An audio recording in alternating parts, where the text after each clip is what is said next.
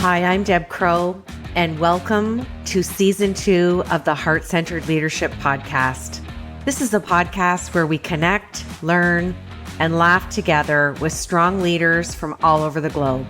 Here, you will learn from peers you haven't even met yet. You will gain new tools to add to your leadership toolbox, because whether you're a C-suite executive or a first-time entrepreneur, we all contend with challenges, and there's always room for improvement if we choose to seek it. So please, pull up a chair and listen in. This is the Heart-Centered Leadership Podcast. Welcome back to Imperfect, the Heart-Centered Leadership Podcast. You know, I've been called a networker, a connector, and my guest today came to me from an amazing woman I met on LinkedIn. So I got to give kudos today to Dr. Wilma Slenders. She is an absolute delight. So Wilma, this one's for you. And let me introduce you to my guest today that I met through Dr. Wilma, who was also on the show in season 1. Holly Teska is my guest, and Holly believes that the world needs the best leaders that can be built. Those who demonstrate all those heart-centered leadership qualities that we talk about: integrity, empathy, humility, vision. It's an endless list. Holly believes that this type of leader brings out the best in others and will always deliver outstanding results. She feels that we all need to perform at 100% to make this world a better place. Holly has so much experience, and instead of me telling you about it, I'm going to get into a great conversation. So Holly, welcome to the show. Thank you so much for having me, Deb. It's a pleasure to be here. Well, and shout out to Dr. Wilma for connecting us. Yes, Dr. Wilma is the most awesome woman. I absolutely love her, and I'm so glad she connected you and I. Well, and you also are a fellow podcaster and the co-host of Uplifting Women podcast. So it's always a delight, I know, to be on the other side of the mic. So you've got your chair pulled up, you're relaxed. Are you ready to go? I am. Take it away. Let's have a great conversation. I was so impressed when Dr. Wilma connected us. And I always love the intersection when one woman meets another woman and then thinks, oh my goodness, after a conversation, have you connected or do you know? To me, that is truly the epitome of collaboration over competition, which has been the International Women's Day message this whole year. So I want to ask you some leadership questions, and I want to start with, you talk that we need more good leadership in the world. So my question is, in your quest of your quote, stepping into leadership capability, what are some of your observations and strategies to get to that level of leadership? So I think, especially when leaders are starting off their journey, that move from being a manager to being a leader is so critical.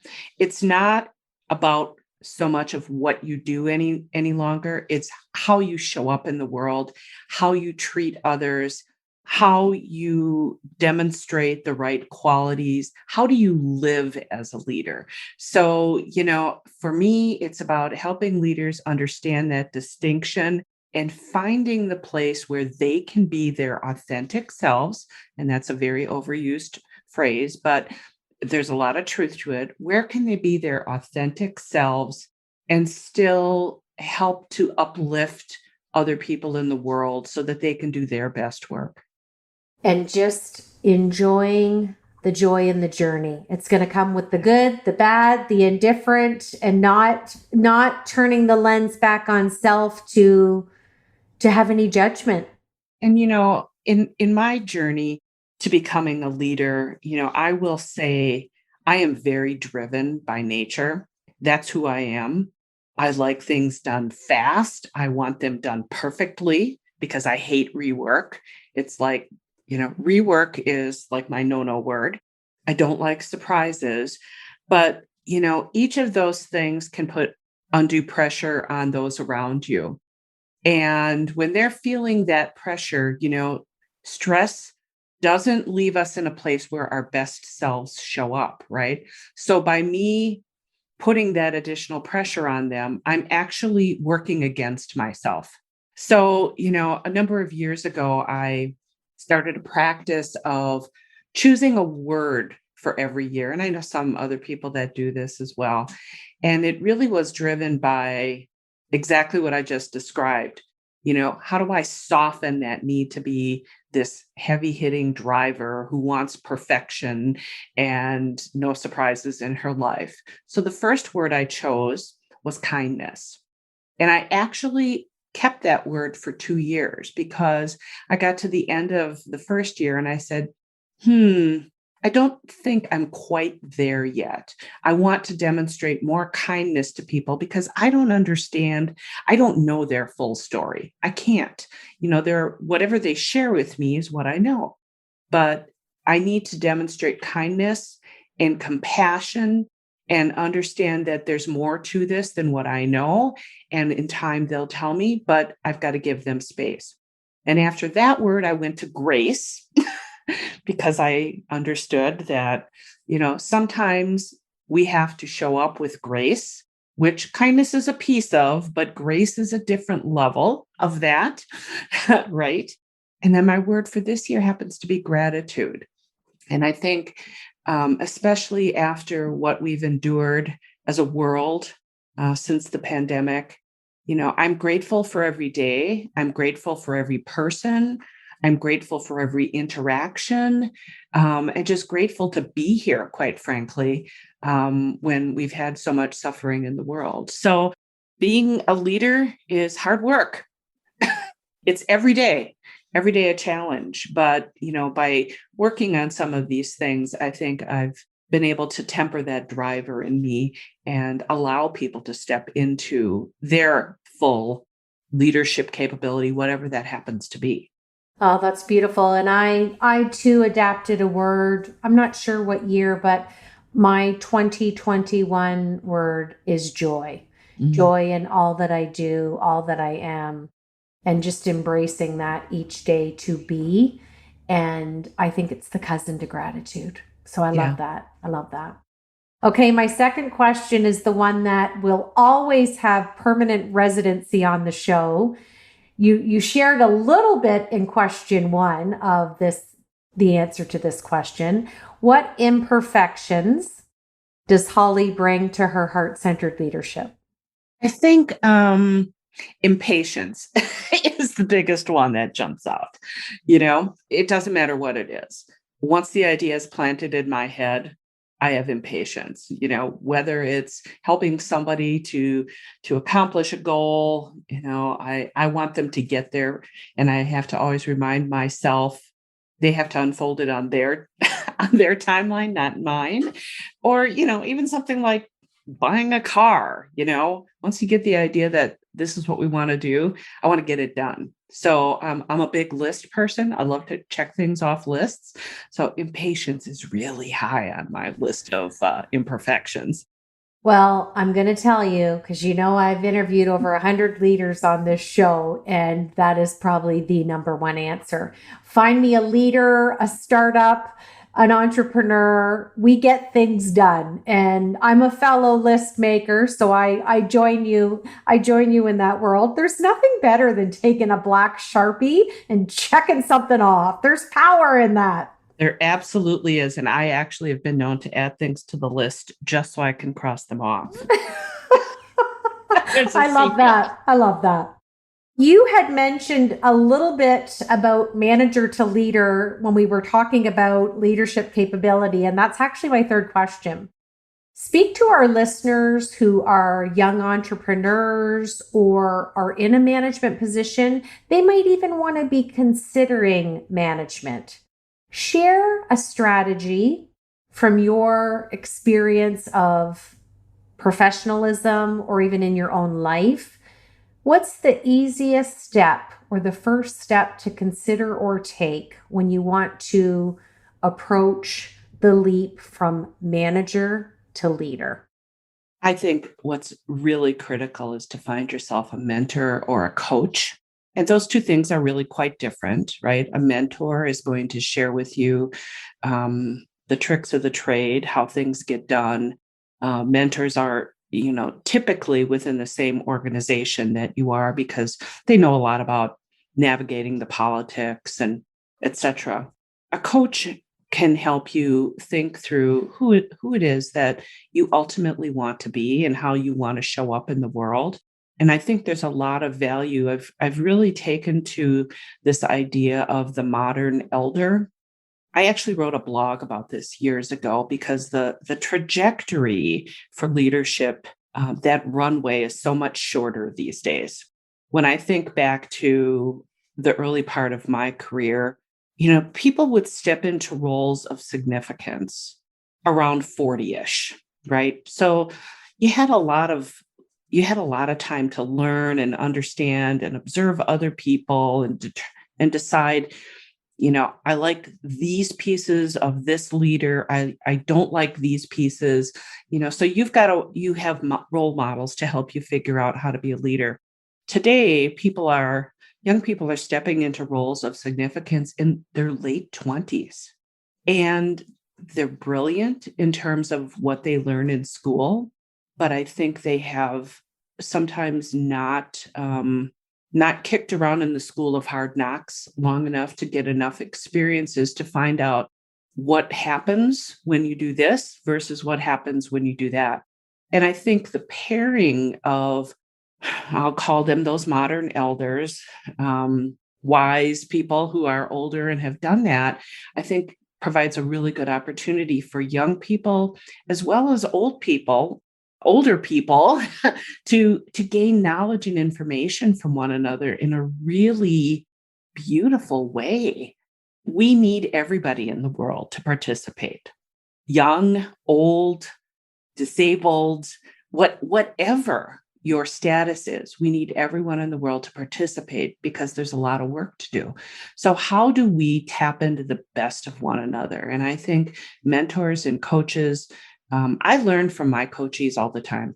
There are days when I think, oh my gosh, should I be charging them? I think I learn as much from them. So how do we tap into that? That's my answer. Well, it's lovely because you've just segued nicely into my next question. And just so our listeners know, my guests never know the questions they're going to get. It's an anxiety promoter. You and I share the executive coaching space. We're two completely different coaches. We come from two different walks of life. And I loved how you just framed that.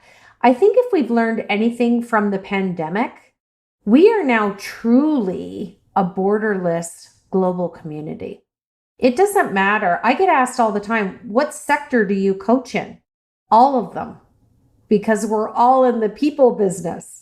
And I get dumbfounded looks when I say that, but then I quantify it by saying, we have had no choice but to collaborate, lock arms, unite, do what we need to do as a global community to keep pushing through unprecedented times. Absolutely. Absolutely. And, Deb, I would say to you, 15 years ago in the corporate world, you would call yourself an executive coach or a leadership coach exclusively. We didn't talk about being life coaches. But today, that concept is so much more accepted because guess what? Your executives, your leaders, they come to work with a life, right? So we have to coach all of those elements. And you're right. The pandemic has really demonstrated that we do need to lock arms and be responsible as a global community. My last leadership question is really life related. How do you, as an executive coach, and I'm happy to share my answer with you after you answer this question, how do you share your authentic version of vulnerability from your own life when you're practicing your coaching with your executives? That's an excellent question because I think sharing your vulnerability, sharing some of your own imperfections, your own stumbles, if you will, along the way, it makes you more human to others. And I find that to be a very effective way of building trust with my coachees. Coaches aren't, especially at the executive level, we aren't there just to ask questions. We're also there to sometimes provide, examples of other things that we've seen or share stories or whatever. But, I always find a way early in the relationship to let my coachee know, hey, I've been on a coaching journey for many, many years, and that still continues to this day. We're never fully baked, right? We have to constantly be on that journey that ebbs and flows, and the context around us changes. So it's so important to just be resilient and to know that whatever part of the journey you're on, it's the moment that you're working on right now. And tomorrow it might be different. And the day after it might be different. Well, and it's beautiful the way you said that. I'm often asked, Deb, do you ever feel like whatever? Have you ever been through? Sure. And I always leave a space for some silence. And then I say, I'm happy to share if you'd like to hear. Mm-hmm. And when you can step into that ring of relatability, it's powerful. And being mindful to our schedule. My clients know there's white space every day for bike riding, walking, hugging some trees. We have to practice what we preach. And I always call it life by design. Coaching executives, leaders at that level, it's hard. It's not for the weak.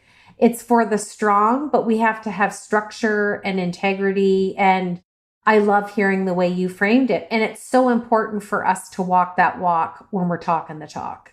Absolutely. For somewhere years and years ago, and I'm sure it's still quite applicable today, they say that the chemistry between the coach and the coachee is really responsible for at least, if not more than 50% of the success of that relationship. And I see that ring true all the time. If you don't have a really solid, trusting relationship with your coachee, it's a real push uphill, It is. And I use a lot of humor in my coaching, and I do too. I always say to them, when we're done, we're done. There's no codependency, but I'm a life sentence. This connection, this relationship will prevail for till death do us part. And, it's allowed for organic growth. It allows for demonstration of just being that heart-centered leader. And to me, it's visceral. It's important. And I fully agree with you. I think I packed up, well, I know I packed up all the tools from when I case managed people. When you're caring for someone at a really difficult time in their life, whether it's an injury or a loss or a trauma, that trust and rapport is foundational. So it was really neat when I made the pivot over to coaching to feel the familiarity. Yeah. And, I share the same feeling as you. Once I've coached someone, we're connected for life. I don't take this relationship lightly. And I will often have, clients from the past call and say, hey, let's get together for a coffee, or let's go get a glass of wine together just to catch up. And, I love that. I just love that, I just continue to expand my circle of friends and contacts. And, it's beautiful work, Deb. It is. You know what? Beautifully said. No pun intended. It's a gift. It truly is a gift. And I join you in that. And I love sharing that space with you. And you too, Dr. Wilma. You're part of this today. Okay, I'm going to switch to my fabulous fast four. Just four. Okay. We want to know what's on that brilliant mind of yours, Holly. Are you ready? I am ready. Tell us something we don't know about you. Well, if you look at my Myers-Briggs, I am what they'd call a flaming extrovert.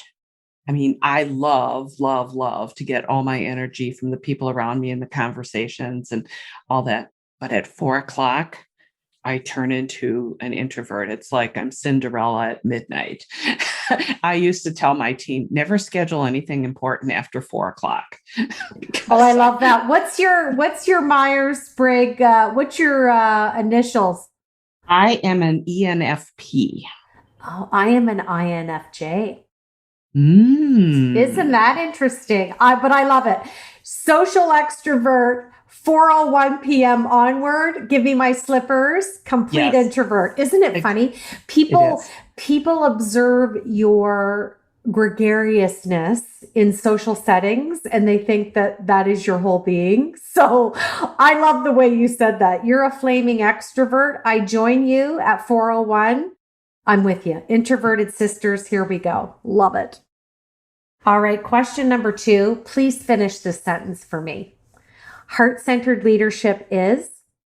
Being true to yourself and then extending the joy that you have from being that way to others so that they too can step into their own story, their own leadership, whatever that happens to be. It's all about be true to yourself. Don't I try to be love somebody you aren't.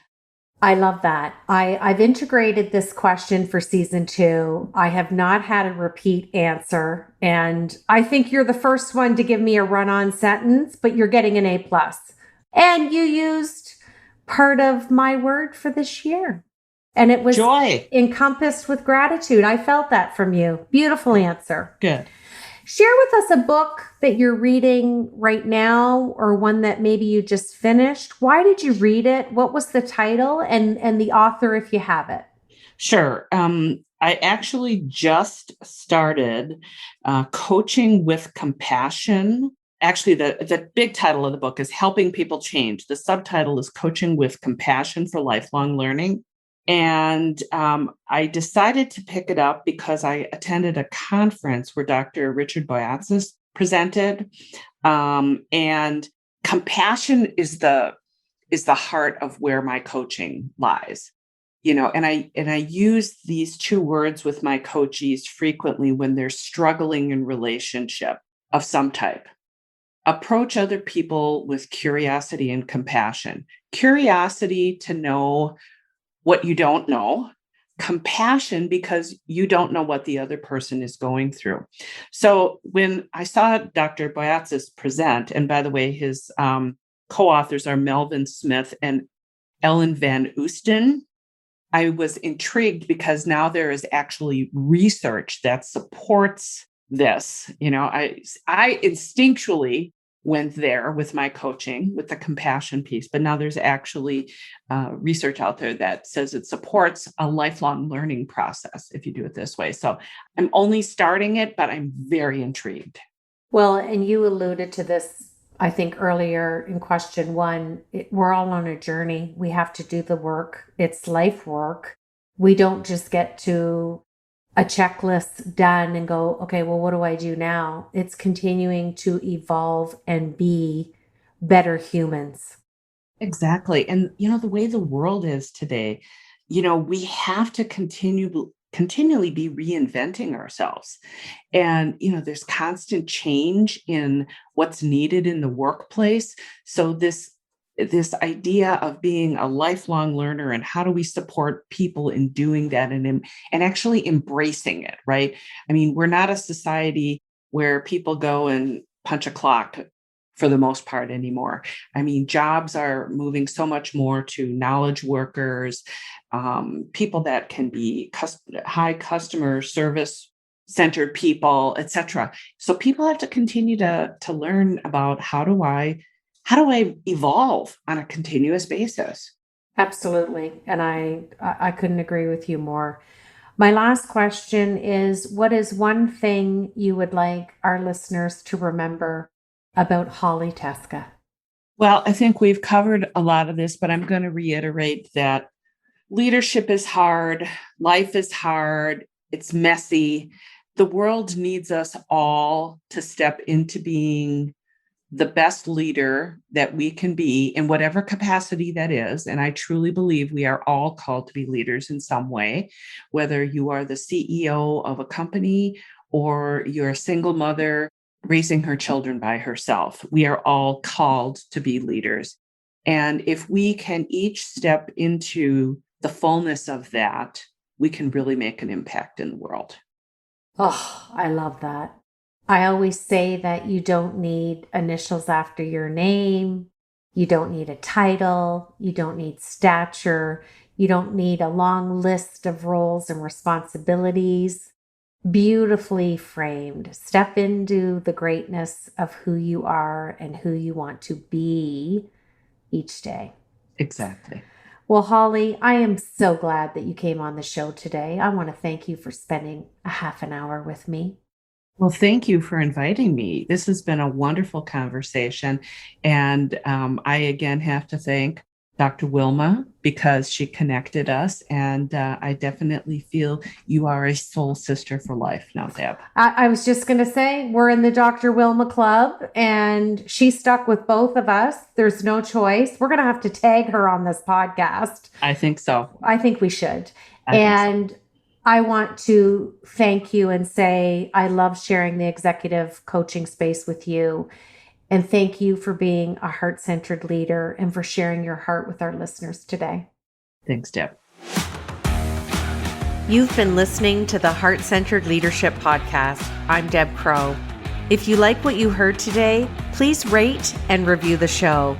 And I'd love it if you'd visit my website at debcrow.com, where you can sign up for my newsletter and get access to the Heart-Centered Leadership Toolkit, all free of charge. Thanks for your time, and we'll see you again.